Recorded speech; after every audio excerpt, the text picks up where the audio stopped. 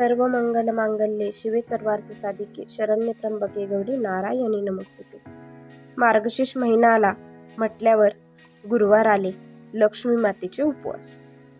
या उपवासाला भरपूर स्त्रिया हे मनोभावे व्रत पूजा करून हा उपवास करतात आणि संध्याकाळी पूजा सांगून त्याची सांगता करतात। त्यावेळी उपवासाला नैवेद्य दाखवण्यासाठी आजची ही रेसिपी, उपवासाची नैवेद्य थाळी, गुरुवार स्पेशल मार्गशीर्ष महिन्यातले। नमस्कार, मी ज्योतीज किचनमध्ये तुम्हा सर्वांचं हार्दिक स्वागत। आज आपण गुरुवारसाठी खास प्रासादिक म्हणजेच प्रसादाची थाळी पाहणार आहोत। सुरुवात करूया आपल्या आजच्या रेसिपीला। मी इथं तूर डाळ घेतलेली आहे, मूग डाळ घेतलेली आहे। ती स्वच्छ धुवून ती आता कुकरला लावून घेणार आहे। त्याच्यानंतर हे स्वच्छ धुतलेले बटाटे एका गॅसवर मी इथं बासुंदी आटवण्यासाठी ठेवलेली आहे। डाळ स्वच्छ धुतलेली आहे। डाळीत थोडेसे तांदूळ टाकलेले आहेत जेणेकरून डाळ छान लागावी। त्याच्यानंतर आता मी इथं गव्हाचं पीठ घेणार आहे आणि ते छान मळून घेणार आहे। गव्हाच्या पिठामध्ये मी रोज पीठ मळताना 1 चमचा साखरेचा उपयोग करते आणि नंतर मीठ घालते। साखर याच्यासाठी घातली जाते की चपात्या खूप मऊ आणि टेस्टी व्हाव्या। हे बघा, पीठ सुद्धा छान मळून झालेलं आहे। मी इथं 10 ते 12 लोकांसाठी स्वयंपाक करत आहे। तर हे बघा, 4 लिटर दूध आहे, ते छान आटवून झालेलं आहे। तुम्ही बघू शकता किती छान आटलेलं आहे। आता तर आपली इथं बासुंदी तयार आहे। आता याच्यात आपण घालणार आहोत वेलची पूड आणि काही ड्रायफ्रूटचे कातरणं आणि थंड थोडंसं झालं, रूम टेम्परेचरला आलं की फ्रीजमध्ये ठेवणार आहोत।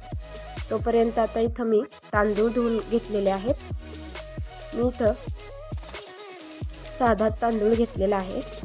आता तो मी शिजण्यासाठी ठेवत आहे आणि थोडंसं तेल याच्यासाठी टाकते की भात जो आहे तो चिकट नको व्हायला। आता त्याच्यानंतर डाळ छान शिजलेली आहे, तर डाळीला आपण फोडणी देऊया। त्याच्यासाठी सर्वात प्रथम मी एका पातेल्यात तेल घेतलेलं आहे। आता त्याच्यात सर्वात प्रथम जाईल ती म्हणजे मोहरी, त्याच्यानंतर जाईल हिंग। हे बघा, हिंग आणि मोहरी यांचा छान वास यायला लागला की नंतर आपण बाकीचं जे मटेरियल आहे ते घालणार आहोत। नंतर लसूण, हे बघा, आता हे छान आपल्याला भाजून घ्यायचंय। आता घातलाय कढीपत्ता, आता छान मिक्स करून घेऊया। त्याच्यानंतर आता घालणार आहोत आपण या स्टेजला टोमॅटो जो धुवून घेतलेला आहे। आता हळद आणि जिरं घालायचं राहिलेलं आहे, तर ते जिरं सुद्धा आता आपण घालून घेणार आहोत। आता जिरं वगैरे घातलं की आता शिजलेली डाळ घालूया। तुम्ही बघू शकता, डाळीमध्ये जर तुम्ही थोडासा तांदळाचा उपयोग केला तर जशी आपल्या पंक्तींना डाळ असते लग्नात वगैरे, सेम तशीच होते। तुम्ही नक्की एकदा ट्राय करून बघा, खूप छान लागते। तर इथं आपली डाळ रेडी आहे। तुम्हाला जसं घट्ट पातळ हवे तसं तुम्ही त्याच्यामध्ये पाणी घालू शकता। मी इथं कोथिंबीर घातलेला आहे आणि लास्ट स्टेजला मीठ घातलेलं आहे। आता बटाटे छान उकडून मी इथं स्मॅश करून घेतलेले आहेत छोटे छोटे। त्याच्यासाठी मी इथं भरपूर सारी कोथिंबीर, मिरची, आलं, लसूण, कोथिंबीरचं वाटणसुद्धा केलेलं आहे। त्याच्यातच थोडासा कढीपत्ता वाटलेला आहे। कढीपत्त्यामुळे खूप छान टेस्ट येते वाटल्यावर। आता एका कढईमध्ये घातलेली आहे मोहरी। मोहरी छान तडतडली की थोडंसं हिंग घालूया। हिंग घालून झालं की नंतर आपण याच्यात हळद घालणार आहोत। वाटण घालून छान परतून घेऊया। अगदी एकजीव होईपर्यंत छान परतायचे। आता याच्यात घालूया बटाटा, आता घातलाय कढीपत्ता आणि मग थोडंसं मीठ घालून हे छान परतून घेऊया। हा जो मिरचीचा मसाला आहे तो सर्व व्यवस्थित लागला पाहिजे। आता मी इथे 1 चमचा भरून जिरं घातलेलं आहे। मी या बटाट्याच्या भाजीमध्ये कसलाही कांद्याचा वापर करत नाहीये। कांद्याचा वापर केला तर ही बटाट्याची भाजी अजिबात चांगली लागत नाही, म्हणून आता घातलेला आहे इथं स्मॅश केलेला म्हणजे चिरलेला बटाटा। आता हे छान परतून घेऊया। स्टँड नसल्यामुळं कॅमेरा धरायला कोणी नाही आहे, तर त्याच्यामुळे आता मी हा छान बटाटा असाच परतून घेते व्यवस्थित.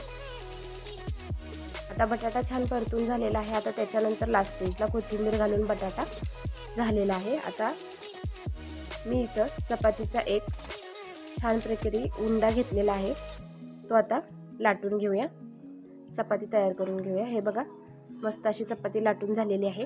पीठ छान भिजलेलं आहे, त्यामुळे आता व्यवस्थित भाजून घेऊया.